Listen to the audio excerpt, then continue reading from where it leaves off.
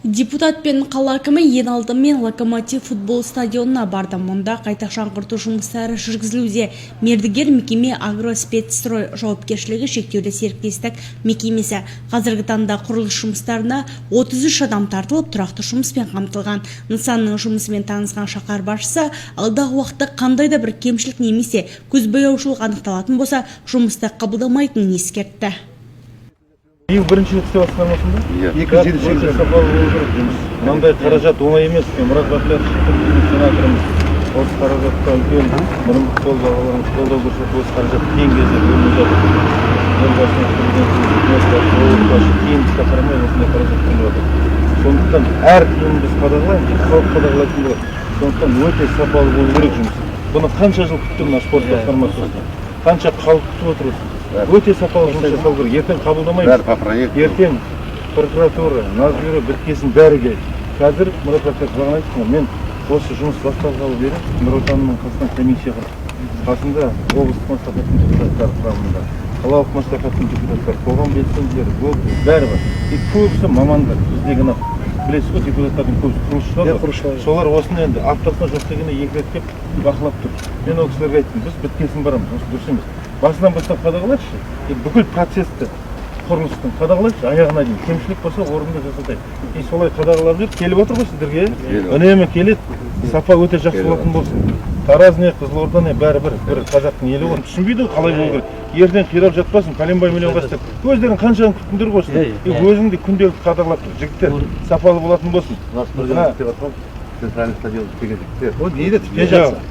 Сапалы болатын болса талайын көріп жүр.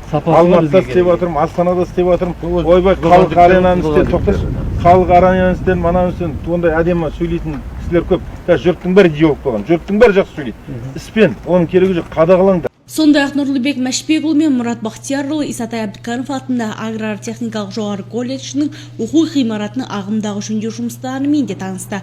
Мұнда студенттер жатақханасы, оқу ғимараты, сондай-ақ аула ішіндегі жолдар, есік, терезе барлығы жаңартылуда. Колледждің құрылыс жұмыстарына 3 мердігер мекемеден 112 адам жұмыспен қамтылған. 240 миллионға конкурс объявление етілді, 176 миллион қосылды. Илистрой 39 миллионға, 33 миллионға объявление етілді, 26 миллион қосылды. Одан кейін Илистрой 26 миллионға объявление етілді, 18 миллион қосылды. Қазіргі таңда сол жұмыстармен жатыр. Техникалық қадағалаушы Нұрстрой инженерлік мекемесі, авторлық қадағалаушы Санмұнайгаз мекемесі.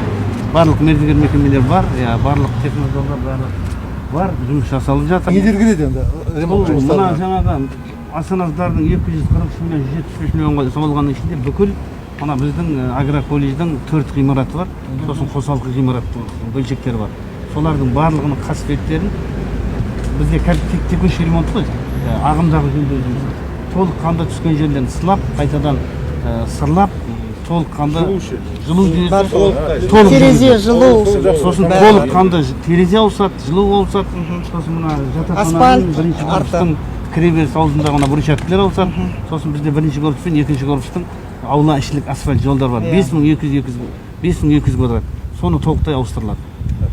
Қазіргі таңда мердігерлер жұмыс істеп жатқан кездерде қосымша бір кейбір жерлері бір ақаулар, кейбір жерлерінде бір олқы жерлері болатын болса, бұларды біз тартып жатырмыз. Демеушілікпен онда істеп тастайық деп. Яғни бір істегесін енді 20-30 жылдарда мынау қаланың орталығында тұратын ғимарат болғасын, балдар оқитын жер болғасын, ештеңені аямайық деп сол жақсы красканы алғанда да сапалы краскілерді алып, өзім мына эскиздерді жасаған кезде мына бәрін келісіп, қайта жобаларын жасатып, сөйтіп ақылдасып істеп жатырмыз.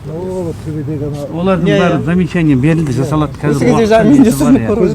Атқарып жатқан жұмыстарға халық қалаулысы 10 бағасын берді. Әрине, әрбір жұмыс халық игілігі үшін, сондықтан барлығы да кем-кетіксіз, мүлтіксіз болуы шарт. Бұл депутаттың да, қала әкімнің де басты талабы. Назгүл Қараштаева, Айдос Исаев, Қызылорда қоғамдық телеарнасы.